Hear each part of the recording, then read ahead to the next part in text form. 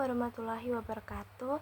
Perkenalkan, nama saya Chelsea Tarisa Septia Putri dengan NPM 24041010233. Saya dari kelas I, mata kuliah Teori Administrasi Negara. Dalam video ini saya akan menjelaskan jawaban dari evaluasi akhir semester di mata kuliah Teori Administrasi Negara. Selamat menyimak. Oke, yang pertama aku bakal jelasin tentang analisis mengapa kasus COVID-19 di Indonesia menggunakan konsep networking governance.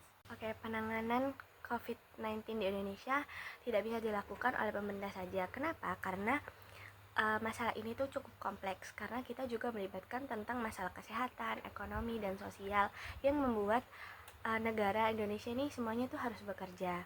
Nah, kondisi ini menunjukkan bahwa penanganan COVID-19 di Indonesia itu harus menggunakan konsep networking governance karena tata kelola yang melibatkan jaringan dari berbagai aktor dan sektor publik yang saling bekerja sama, berbagi peran, dan berkoordinasi. Selanjutnya, tentang siapa saja aktor yang terlibat dalam penanganan kasus ini. Yang pertama ada pemerintah pusat, yaitu contohnya seperti Presiden, Kementerian Kesehatan, BNPB, dan seperti Satgas COVID-19 begitu.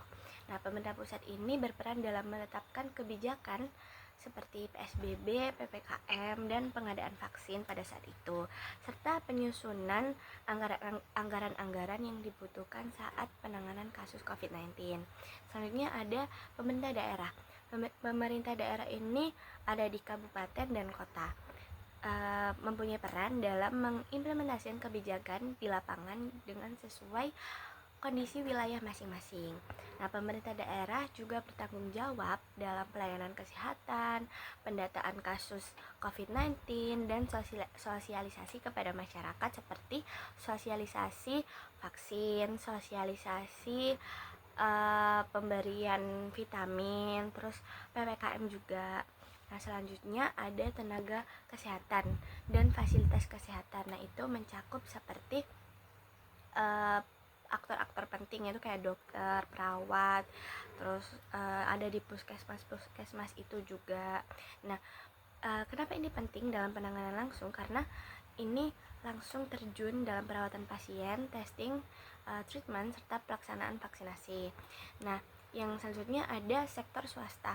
Sektor swasta ini berperan dalam penyediaan alat kesehatan, obat-obatan, vaksin, serta kebutuhan logistik lainnya untuk penanganan kasus ini. Nah, banyak perusahaan juga terlibat melalui program CSR untuk membantu masyarakat yang terdampak COVID-19. Nah, selanjutnya ada masyarakat dan organisasi kemasyarakatan di masing-masing wilayah. Nah, ini tuh juga menjadi bagian networking governance karena peran masyarakat sangat penting dalam mematuhi protokol kesehatan, terus mendukung vaksinasi, serta membantu pengawasan sosial di lingkungan sekitar. Karena tanpa masyarakat, pemerintah juga nggak akan bisa melaksanakan kebijakannya, karena masyarakat juga harus bisa menjaga dirinya, yaitu dengan mematuhi protokol kesehatan agar tidak semakin banyaknya yang terdampak COVID-19. Nah, selanjutnya ada media sosial. Nah, ini media sosial ini berperan dalam menyebarkan informasi yang ada, terus memberikan edukasi dan kampanye kesehatan kepada publik.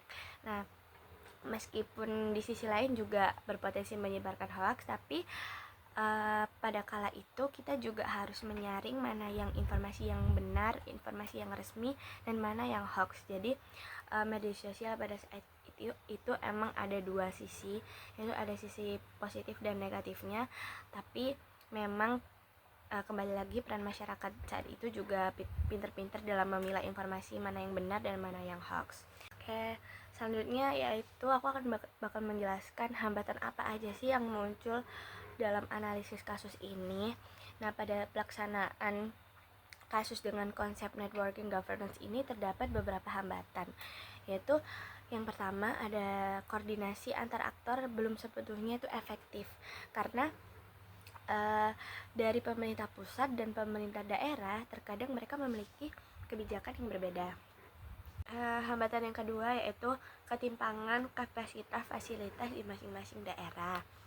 Karena hal ini menunjukkan bahwa fasilitas kesehatan, terus SDM, anggarannya juga itu tidak merata saat penanganan COVID-19. Ketiga, rendahnya masyarakat dalam mematuhi protokol kesehatan dan aturan yang sudah ditetapkan.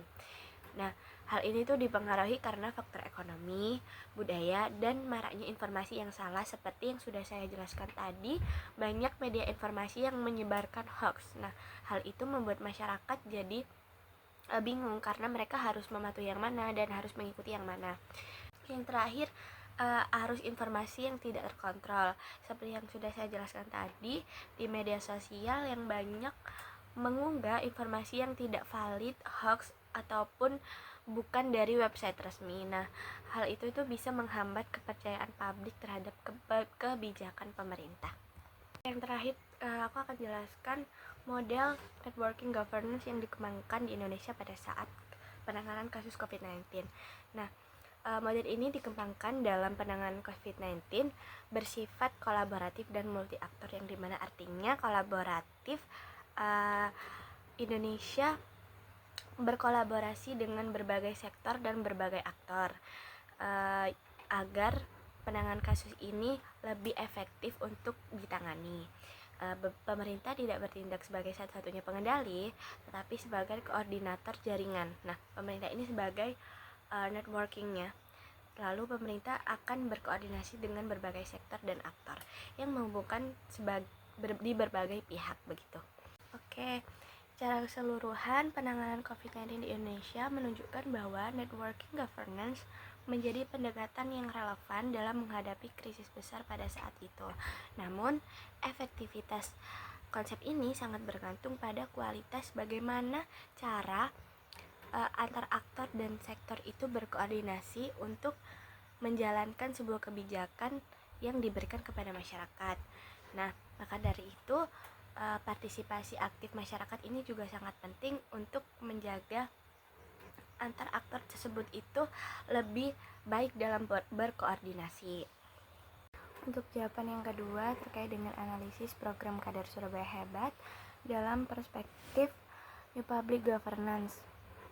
Paradigma New Public Governance muncul sebagai respon atas keterbatasan paradigma yang lama dalam menyelesaikan masalah publik yang kompleks. Salah satunya masalah stunting merupakan contoh nyata wicked problems karena dipengaruhi oleh banyak faktor seperti kesehatan, ekonomi, pendidikan, dan pola asuh. Oleh karena itu, penanganan stunting tidak bisa hanya dilakukan oleh pemerintah saja, melainkan membutuhkan kolaborasi dari banyak aktor. Dalam konteks program Kader Surabaya Hebat yang dijalankan oleh pemerintah Kota Surabaya, mencerminkan penerapan paradigma New Public Governance. Secara teori, menurut Osborne, New Public Governance menekankan jaringan kerja atau network kolaborasi lintas sektor dan CO production dalam penyelenggaraan pelayanan publik. Pemerintah tidak lagi menjadi aktor tunggal, tetapi berperan sebagai pengarah dan fasilitator. Program Kader Surabaya Hebat menerapkan gagasan ini dengan melibatkan masyarakat sebagai aktor utama dalam penanganan stunting. Kader yang direkrut dari warga setempat sehingga memiliki kedekatan sosial dan pemahaman terhadap kondisi keluarga sasaran. Pemerintah Kota Surabaya melalui Dinas Kesehatan, Puskesmas, dan Kelurahan di wilayah masing-masing berperan sebagai koordinator yang menyediakan kebijakan pelatihan, data, dan dukungan teknis bagi kader. Dalam praktiknya, Kader Surabaya Hebat dalam jaringan yang melibatkan pemerintah kota, puskesmas, dan tenaga kesehatan, Kader Surabaya Hebat, keluarga, dan masyarakat.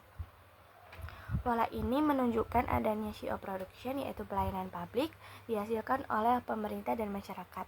Hal ini sejalan dengan prinsip New Public Governance yang menekankan hubungan horizontal dan berbasis kepercayaan masyarakat, bukan hubungan hierarki semata atau birokrasi yang kaku. Secara empiris, pendekatan kolaboratif menunjukkan hasil yang positif. Berdasarkan data pemerintah, daerah, dan nasional, angka stunting di Kota Surabaya berada jauh di bawah rata-rata nasional. Jika angka stunting nasional masih berada di atas 20%, Surabaya mampu menekan angka stunting hingga di bawah 5%. Capaian ini memperkuat argumen bahwa pendekatan berbasis jaringan masyarakat lebih efektif dibandingkan pendekatan birokratif yang kaku. Oke, saya akan memberikan teori keberhasilan program ini dari Ancel dan Gas tahun 2008 yang menyebutkan bahwa keberhasilan kolaborasi dalam New Public Governance ditentukan oleh beberapa faktor, yaitu kepercayaan, komunikasi yang berkelanjutan, komitmen bersama, dan tujuan yang sama. Program Kader Surabaya Hebat memenuhi unsur tersebut karena yang pertama, kader berasal dari lingkungan yang sama dengan keluarga sasaran, sehingga tingkat kepercayaan publik menjadi tinggi. Yang kedua, komunikasi antar kader, puskesmas, dan kelurahan dilakukan secara rutin dan terstruktur. Yang ketiga, tujuan bersama yang jelas, yaitu menurunkan angka stunting dan meningkatkan kualitas kesehatan anak di kota Surabaya. Demikian, kader Surabaya Hebat tidak hanya menjalankan program secara teknis, tapi juga membangun model sosial yang menjadi kekuatan utama dalam paradigma New Public Governance. Selanjutnya, meskipun secara konsep sudah sesuai dengan paradigma New Public Governance, dalam implementasi program ini terdapat beberapa hambatan, yaitu yang pertama, perbedaan kapasitas dan kompetensi kader. Karena tidak semua kader memiliki tingkat pemahaman yang sama terkait dengan kesehatan gizi anak dan ibu, sehingga kualitas pendampingan bisa berbeda antar wilayah. Hal ini menunjukkan bahwa dalam New Public Governance, penguatan kapasitas aktor jaringan menjadi tantangan utama. Yang kedua, beban kerja kader yang cukup tinggi, karena kader sering menangani banyak keluarga sasaran dalam waktu yang terbatas. Jika tidak diimbangi dengan intensif dan dukungan yang memadai, keberlanjutan partisipasi kader bisa terancam. Nah, yang ketiga, koordinasi dan integrasi data lintas sektor masih belum sepenuhnya optimal. Walaupun berbasis network, dalam praktiknya masih ditemukan perbedaan data antara puskesmas, kelurahan, dan OPD yang terkait. Hal ini menunjukkan bahwa tata kelola jaringan membutuhkan sistem informasi yang terintegrasi agar pengambilan keputusan lebih akurat. Nah, yang terakhir, faktor sosial dan budaya keluarga sasaran. Karena tidak semua keluarga mudah menerima perubahan pola asuh dan pola makan dari pendataan kader masing-masing.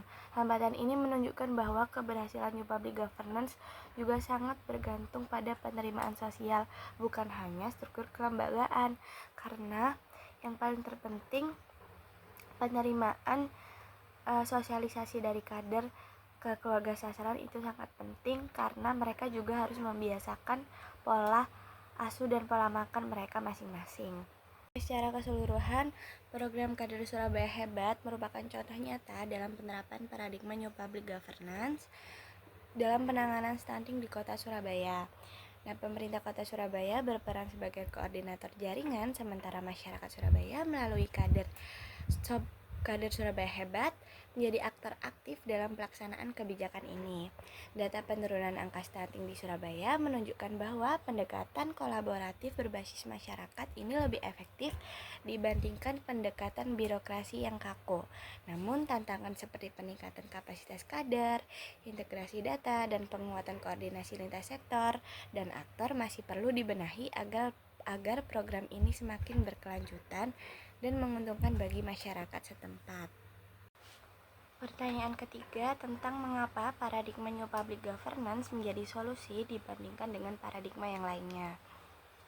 Oke, seperti kita lihat, permasalahan publik yang saat ini semakin kompleks dan tidak bisa diselesaikan dengan cara lama yang lambat dan kaku, seperti masalah stunting, pandemi, kemiskinan, dan pelayanan publik melibatkan banyak aktor dan kepentingan. Dalam kondisi seperti ini, hadir paradigma New Public Governance dianggap lebih relevan dan menjadi solusi dibandingkan dengan paradigma sebelumnya, yaitu saya beri contoh seperti OPA dan NPM. Secara teori, OPA menempatkan pemerintah sebagai aktor utama dengan sistem birokrasi yang kaku. Paradigma ini menekankan aturan dan prosedur sehingga kurang responsif terhadap perubahan dan kebutuhan masyarakat. Sementara itu, NPM berfokus pada efisiensi, kinerja, dan target pasar. Meskipun mampu meningkatkan efektivitas organisasi pabrik, NPM sering dikritik karena terlalu berorientasi pada output dan target pasar berupa angka.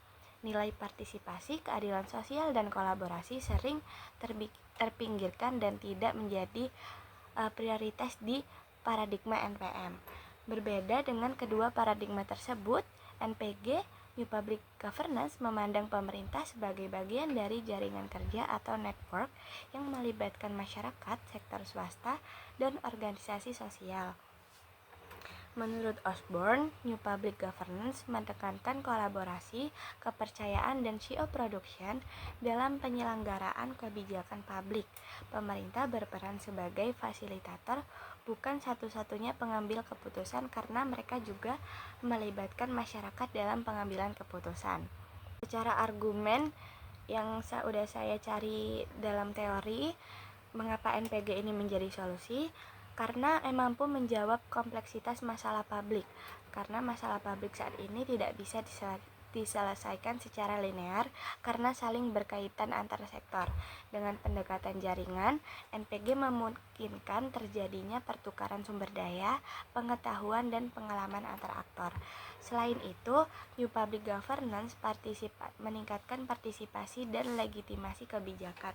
Ketika masyarakat dilibatkan sejak awal, kebijakan lebih mudah diterima dan dijalankan secara efektif. Hal ini sesuai dengan teori Ansel dan Gass yang menyebutkan bahwa kolaborasi yang efektif membutuhkan komunikasi yang berkelanjutan dan tujuan bersama. Oke, NPG juga lebih adaptif karena keputusan tidak hanya berasal dari birokrasi, tetapi juga informasi dari lapangan. Dengan demikian, kebijakan dapat disesuaikan dengan kondisi yang sesuai dengan lapangan. Oke, saya mengambil contoh dan mencari data pendukung dari website. Contohnya yaitu dalam penanganan stunting di Indonesia. Berdasarkan survei status gizi Indonesia, angka stunting nasional menurun dari 24,4% pada tahun 2021 menjadi 21,6% pada 2022. Penurunan ini tidak lepas dari pendekatan kolaboratif yang melibatkan pemerintah pusat, daerah, tenaga kesehatan, kader masyarakat, dan keluarga sasaran. Pola ini mencerminkan paradigma New Public Governance. Oke, contoh lainnya satunya yaitu penanganan COVID-19. Pemerintah tidak bisa bekerja sendiri dalam menghadapi pandemi ini karena pandemi ini saat itu sangat chaos pada tahun 2020. Keterlibatan relawan, komunitas lokal, sektor swasta, dan media terbukti mempercepat distribusi vaksin dan bantuan sosial pada saat penanganan kasus COVID-19. Daerah yang mampu membangun kolaborasi dengan masyarakat menunjukkan tingkat kepatuhan protokol kesehatan yang lebih baik. Oke, selanjutnya contoh di tingkat daerah yaitu di Kota Surabaya menjadi contoh penerapan New Public Governance dalam pelayanan publik. Program berbasis masyarakat seperti yang sudah saya jelaskan tadi, yaitu Kader Surabaya Hebat mampu menekan angka stunting hingga di bawah 5%, jauh lebih rendah dibandingkan rata-rata nasional yang masih di atas 20%. Dari capaian ini sangat sulit dicapai jika hanya mengandalkan birokrasi atau mekanisme pasar. Oke, secara keseluruhan, paradigma New Public Governance menjadi solusi karena lebih sesuai dengan karakter masalah publik saat ini yang kompleks dan multidimensi. Sangat banyak yang harus ditangani oleh pemerintah dan masyarakat dibandingkan dengan OPA yang kaku dan NPM yang selalu berorientasi pada pasar. NPG menawarkan pendekatan kolaboratif, partisipatif, dan adaptif. Menurut data empiris menunjukkan bahwa kebijakan yang dijalankan melalui kerjasama dan jejaring atau network cenderung lebih efektif, berkelanjutan, dan berdampak langsung bagi masyarakat. Sekian penjelasan dari jawaban evaluasi akhir semester dari saya. Mohon maaf apabila ada kesalahan kata dan kekurangan. Sebelumnya terima kasih. Wassalamualaikum warahmatullahi wabarakatuh.